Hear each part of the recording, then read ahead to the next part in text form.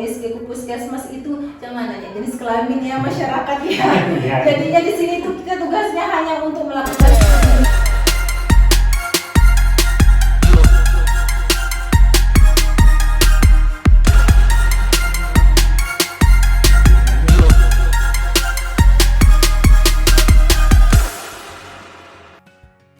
Assalamualaikum warahmatullahi wabarakatuh. Kembali lagi bersama kami di Prima Podcast, portal informasi kesehatan masyarakat.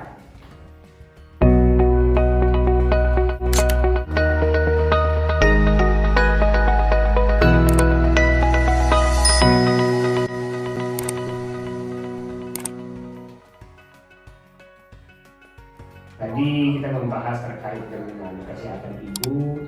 Nah, saya tadi mendengar juga Mbak Kiki sehari-hari juga di ruang emosi. Iya betul. Nah, itu seperti apa sih keharusan masyarakat untuk memeriksakan janinnya di USG kita? Terus apakah layanan kita ini berbayar atau bagaimana? Mungkin bisa dijelaskan sedikit Mbak. Untuk pelayanan USG sampai saat ini tetap kita layani setiap hari, ya, karena kemarin kita punya 3 dokter, tapi sekarang ada mutasi 1 Kak ya, iya, tapi insya Allah katanya ada penggantinya, iya, supaya tetap USG ini tetap berjalan setiap hari. Nah, untuk jadwal USG sebetulnya minimal itu dilakukan ibu hamil itu 2 kali, itu minimal ya, iya, minimal. Dilakukan itu di saat usia kandungan kurang dari 12 minggu atau 3 bulan dan pada saat masuk usia kandungan 32 minggu atau 8 bulan. Nah, ya, dimana tujuan USG di puskesmas itu sendiri adalah hanya untuk men-screening kesehatan janin ibu dan janinnya. Ya, soalnya di masyarakat kita itu USG pikirnya itu hanya untuk melihat jenis kelamin. Ya, padahal itu hanyalah bonus. Oke. Di sini yang paling penting itu adalah screening kesehatan janinnya. Ya. Kalau di usia kurang dari 12 minggu itu, di sana kita lihat apakah janinnya berkembang dengan baik atau tidak, apakah sudah ada kantongnya atau tidak, kemudian apakah janinnya itu berada di dalam kandungan atau tidak. Nah, seperti itu. Kemudian kalau sudah usia kandungan 8 bulan itu kita lihat apakah plasentanya di atas, kemudian ketubahnya cukup atau tidak, kemudian berat janinnya itu sudah normal atau tidak, seperti itu. Jadi minimal dilakukan 2 kali. Itu minimal. Itu bisa mendeteksi yang tadi itu ya? Iya, kalau di puskesmas emang tujuannya itu hanya untuk mendeteksi dini atau men-screening. Jadinya jenis kelamin bonus. Iya, bonus kalau itu mungkin lebih ke dokternya mungkin yang punya anak ya. Tapi setahu saya dokter umum itu tidak ada apa istilahnya ya, tidak memiliki wewenang untuk memberitahu jenis kelamin gitu. Jadi tujuannya sebenarnya itu hanya untuk melakukan ini yang perlu kita luruskan. Iya betul. Jadinya untuk masyarakat luas kalau mau USG ke puskesmas itu jangan nanya jenis kelamin ya masyarakat ya.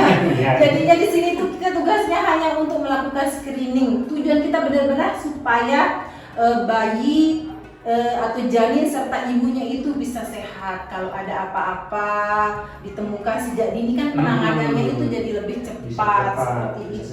Iya betul seperti itu. Nah untuk biaya ya. Ini yang penting juga nih. Ini nunggu-nunggu nih pemirsa di rumah. Ya betul, kalau untuk biaya kita USG di puskesmas itu kalau punya BPJS gratis. Ya gratis tis.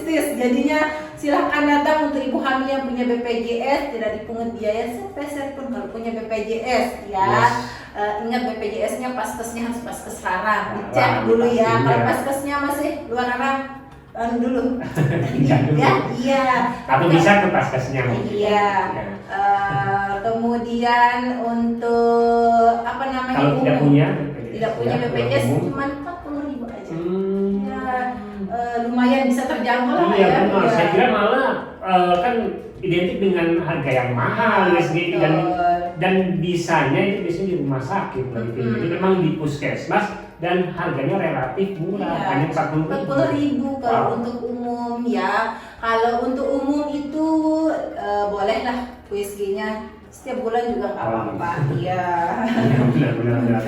Karena untuk meningkatkan puskesmas dan kinerja dari teman-teman juga. Karena untuk BPJS kan memang dia sudah dijatahkan itu hanya 2 kali saja dan di usia-usia penting tadi itu kurang dari 12 minggu dan di atas 32 minggu. Iya betul. Karena itu masuk laporan juga. Yes. Ya, masuk laporan ke dinas juga ibu hamilnya. Iya betul. Ibu hamil yang di USG, makanya kita itu mungkin dikasih alat USG ya supaya ibu hamil kita itu benar-benar di USG semuanya. Benar-benar pokoknya tujuannya itu hanya untuk menurunkan angka kematian ibu dan screening sejak dini ya. Dengan 40.000 tadi kita udah screening dan sudah kita tahu tuh penyebab kalau misalnya terjadi sesuatu. Luar biasa. Biasa dan ini kita diluruskan.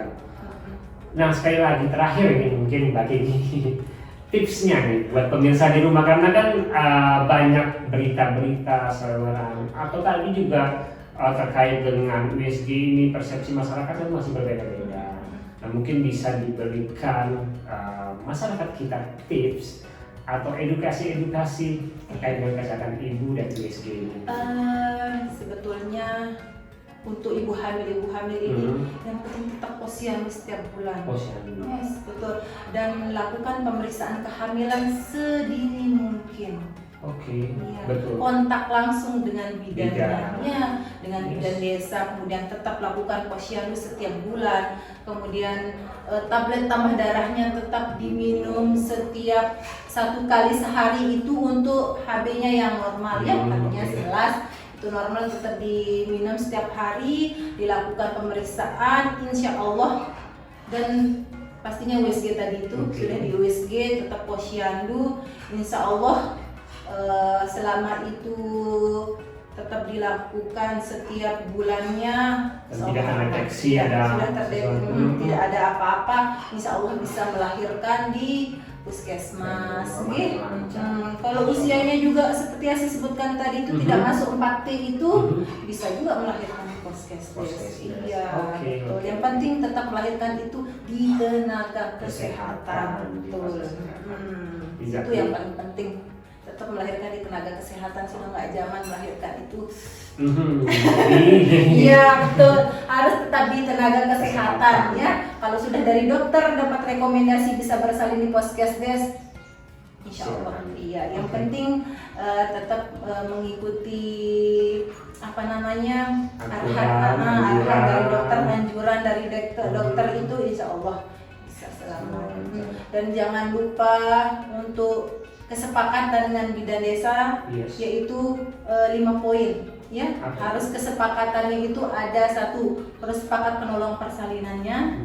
Kemudian yang kedua yaitu biaya atau transportnya harus sudah sepakat. Kemudian yang ketiga itu yaitu KB pasca salinnya ya, harus tetap ber-KB pasca ya sesegera mungkin ya. Kemudian ada